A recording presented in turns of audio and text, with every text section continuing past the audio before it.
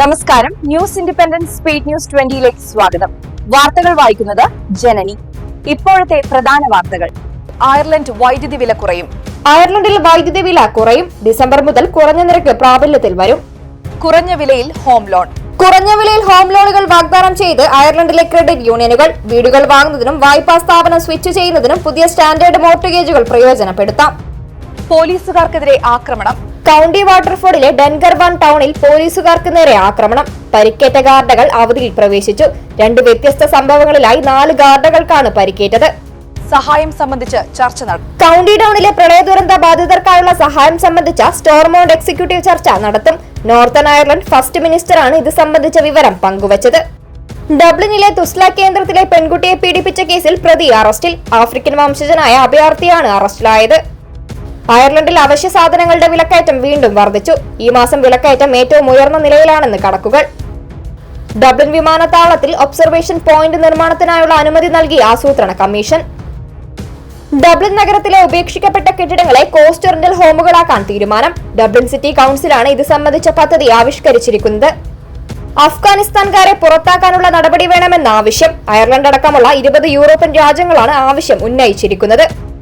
School അടച്ചിടേണ്ട സാഹചര്യങ്ങൾ അറിയാൻ സംവിധാനം വേണമെന്ന ആവശ്യം. സ്റ്റോമിയോവിനെ തുടർന്ന് സ്കൂളുകൾ അടച്ചുപൂട്ടേണ്ട സാഹചര്യം ഉണ്ടായതിന്റെ പശ്ചാത്തലത്തിലാണ് നടപടി.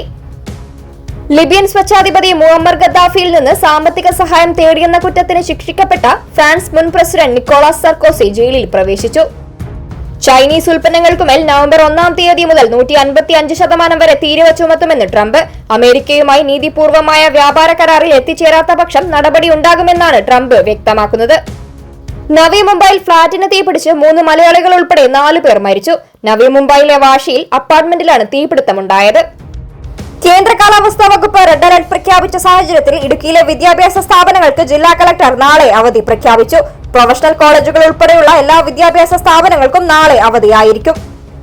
കർണാടക മുഖ്യമന്ത്രി സിദ്ധരാമയ്യ പങ്കെടുത്ത പരിപാടിയിൽ തിക്കിലും തിരക്കിലും പെട്ട് 13 പേർ കുഴഞ്ഞു വീണു. പുത്തൂരിലായിരുന്നു സംഭവം. പാളയം മാർക്കറ്റ് മാറ്റി സ്ഥാപിക്കുന്നതിനെതിരെ വ്യാപാരികളുടെ പ്രതിഷേധത്തിനിടെ കല്ലുംതാങ്കടവിൽ പുതിയ മാർക്കറ്റിന്റെ ഉദ്ഘാടനം മുഖ്യമന്ത്രി നിർവഹിച്ചു. ക്രിസ്ത്യാനോ ഇന്ത്യയിലേക്കില്ല.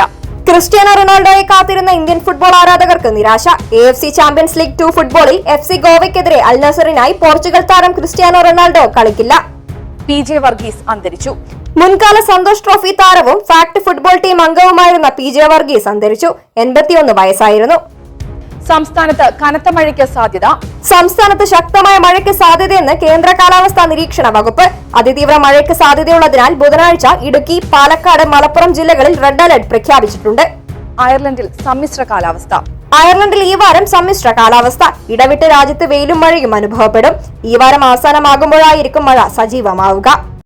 കൂടുതൽ വാർത്തകൾക്കും വീഡിയോകൾക്കുമായി newsindependence.com എന്ന വെബ്സൈറ്റും ന്യൂസ് ഇൻഡിപെൻഡൻസ് ഫേസ്ബുക്ക്, ഇൻസ്റ്റഗ്രാം പേജുകളും വാട്സ്ആപ്പ്, യൂട്യൂബ് ചാനലുകളും സന്ദർശിക്കുക. ലൈക്ക്, കമന്റ്, ഷെയർ, സബ്സ്ക്രൈബ് എന്നിവ ചെയ്യുന്ന കാര്യം പരിഗണിക്കുക. നമസ്കാരം.